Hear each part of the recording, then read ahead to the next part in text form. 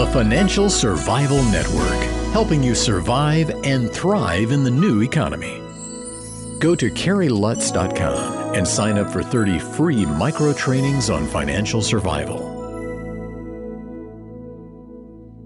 1490 WGCH. This is Kerry Lutz, and you're listening to the Financial Survival Network, which is brought to you by Miles Franklin. They've been in business selling gold and silver for over 20 years, and I'm a customer because when you buy, they ship. For more information, find them on the web at milesfranklin.com or give them a call at 800-822-8080 and get a free quote.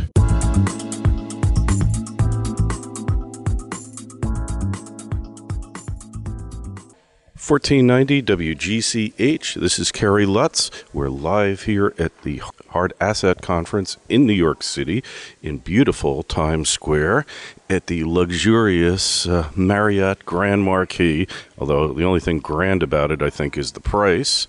But I'm here with Alasdair Macleod, and he is head of financeandeconomics.org. He's been around, he understands the finance system in the world and what's going on now. Alasdair, welcome to the Financial Survival Network. Thank you very much indeed. It's nice to be here. Hey, it's great to have you on. And the crux of the world's economic ills today, what would you trace it back to? Too much debt. Too much debt? But it says a lot, doesn't it? It does, and the debt has arisen simply because we have followed neoclassical economic policies, and by neoclassical I mean Keynesian and monetarist policies, which tell you about all the wonderful things that government can spend money on to get the economy going and all the rest of it, but they omit to talk about the cost, which is the accumulation of debt over every business cycle. It just gets bigger and bigger, and that's where we've got to. And do you believe, Alasdair, and you've got some historical perspective, do you believe that we're at end game here, that the debt can't be rolled over any further, or could they do this for another decade? I think that we are at the end game. There's no one point you say, that's the end game. The bubble, the stock market bubble in 2000 with the dot-coms, in terms of irrational exuberance, if I can use Mr. Greenspan's famous phrase, was a close match for the South Sea bubble and the Mississippi bubble 400 years before. That, if you like, is one definition of the real top. But of course, as what happens, if you try and stop the deflation of one bubble, you create another one, and that led to the property bubble, which afflicted many countries in the last decade, ending in the credit crisis when bank credit suddenly hit a wall in about 2002, 7, and 8. Yeah, it's interesting you talk about bubbles because we go back to tulip mania, South Sea, Mississippi. It just keeps repeating itself, and there just are these manias that keep on occurring. It's in the human being's DNA that they're going to get involved in speculative bubbles to their detriment. And yet we never learn, just like we never learn that the Keynesian policies of the past can't build prosperity by increasing debt. So how does real wealth get created in our world? It gets created out of savings. Now, unfortunately, the basic destructive force in Keynesianism and for other neoclassical economic theories is the destruction of savings, and that is really where it has gone wrong. We have replaced savings with debt, with credit. Debt is the other side of credit. Expanding bank credit, the printing of money. All those things destroy savings. That is the thing we lack. And if you want an example of how savings can work in an economy, just look at Germany and Japan in the post-war years. The one thing they had was a savings culture.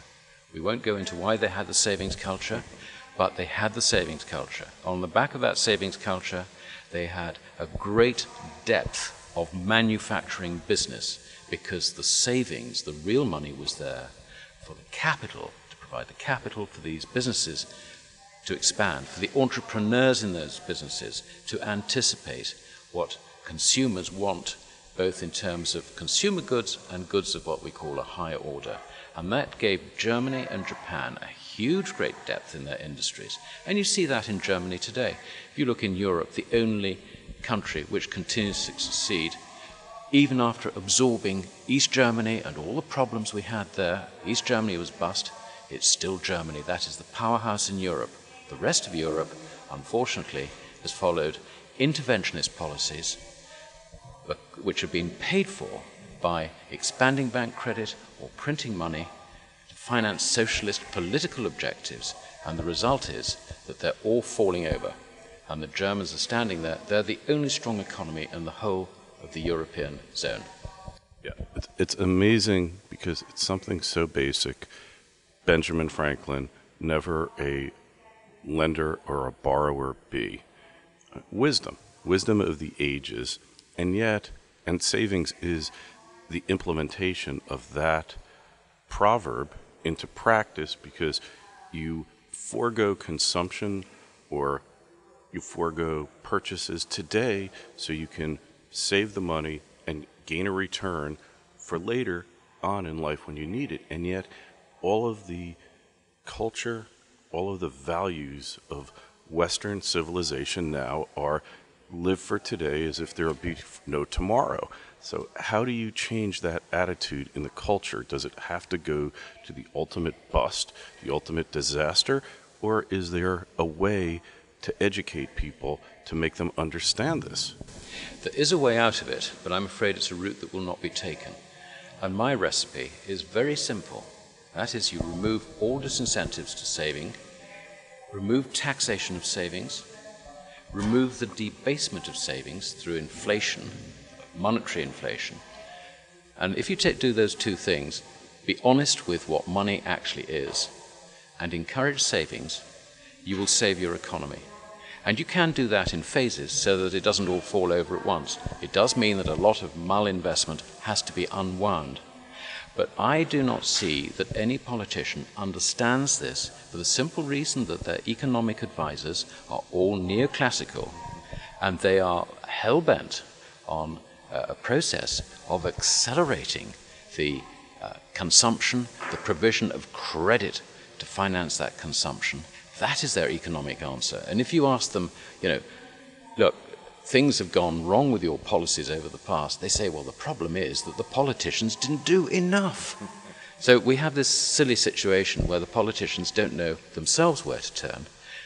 They are unwilling actually to examine this. They would rather just the problem went away. I mean, every time they sort of think about being re-elected, what do? They go to a focus group, and the focus group says, those policies, no, we don't like tough policies. No, that's going to lose your votes. And so we're stuck with the inevitable, that nobody is actually facing up to the reality. They can't face up to the reality. We have a systemic failure in our democracies. Yeah, you really hit the nail on the head. There is one person, one politician in the States who has stood up for this, and he's been vilified by the media, marginalized by the parties, Ron Paul. And I won't say that I agree with every one of his policies, and it doesn't really matter whether I do or not. But when it comes to monetary policy, when it comes to savings, when it comes to what makes an economy tick and how societies become wealthy, it's not by financing houses they can't afford, cars they can't afford to put gasoline in. But, no politician wants to be the bearer of ill tidings and the reality check that people need. And effectively, that makes a collapse really the only alternative, doesn't it? I fear so. I agree with you entirely about Ron Paul. I think he's actually doing us a great service in running for the nomination, simply because there are lots and lots of people out there who are worried about what's happening. They're waking up to the fact that if you're young, you've got this debt around your neck, your parents' debt around your neck, and it's going to have to be covered somehow out of your taxes or savings in the years to come. They don't know what the answer is. Ron Paul is actually explaining to them the idea that the neoclassic economic paradigm is wrong, and why it is wrong is beginning to be understood by a wider and wider audience. And whether or not Ron Paul gets the nomination, I don't think that's the point. The point is that he is educating particularly young people to understand, and that is our future. So when things do fall over, we need the young to understand that there is a way out of this and to buy into a solution. And he is providing the groundwork for that, and I think it's a wonderful thing that he's doing. Yeah, total agreement with you. And he's got a large following of young people. And what I see here on the Financial Survival Network is more and more young people are figuring out, they see their parents in hock up to their eyeballs. They themselves, a lot of them go into hock to go get a degree which is of often questionable value. Like one person went $120,000 into debt to realize his dream of a degree in puppetry, and then he was shocked when he got out of school and couldn't find a job. So yes, what you're saying, if I could paraphrase you, and if I'm wrong, correct me, is Ron Paul is calling into question all of the values that have been prevalent in Western society, and most of it post-World War II, which is a consumption-fueled, credit-fueled craze, mania, just like so many we've seen in the past. And that can only be a good thing. And at what point does what he's doing become a wave where there's massive acceptance and understanding? Are we going to get to that point? That's really what I'm curious about. I think so. It's difficult to know the order of events. What I do know is that the current system is in the process of falling over. And the way politics develops in that very dynamic relationship between cause and effect and all the rest of it is difficult to foresee at this stage. But what I do know is that we are embarking on a course, well, we're on a course, we've been on this course for a long time, which leads inevitably to the destruction of paper money. It always has in history, and there are sound theoretical reasons why it's happening now. That will be replaced by a money which is the choice of society. Do not confuse society with government. Society, throughout history, has always chosen its own money, and that is gold and silver. We will get back to that. Paper money will die. The consequences of paper money dying are actually very, very serious for us. And it's serious on two levels. Firstly, government will not be able to pay the welfare payments that so many people now rely on, having had their savings destroyed by paper money and by the neoclassical economic paradigm. And taxation, over-taxation, the large state, if you like. That's the first thing. I think I've lost the point on the second one now. I'm not very good on lists. It'll come back to me in a second. The results of the failure of the warfare state, effectively. Yeah. Oh, yeah. No, the second point why this is going to be so nasty is the whole of our commercial distribution system needs money to oil its wheels. You take a very, very simple example, the simplest example I can imagine, a loaf of bread. You can go and buy a loaf of bread from a shop, but you need money to do it. If you don't have money, you've got to trade something. I could give the baker a lecture on Austrian economics. I don't think he's going to buy it, but you never know, he might.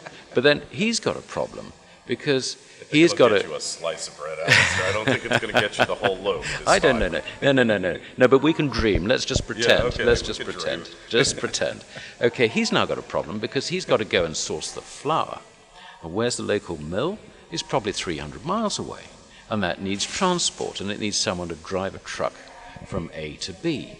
And, it goes on from there because the mill has got to get in the grain from the farmer and so on and so forth. So you can see that even in the most simple example, if you destroy everybody's money, there are horrid, horrid implications.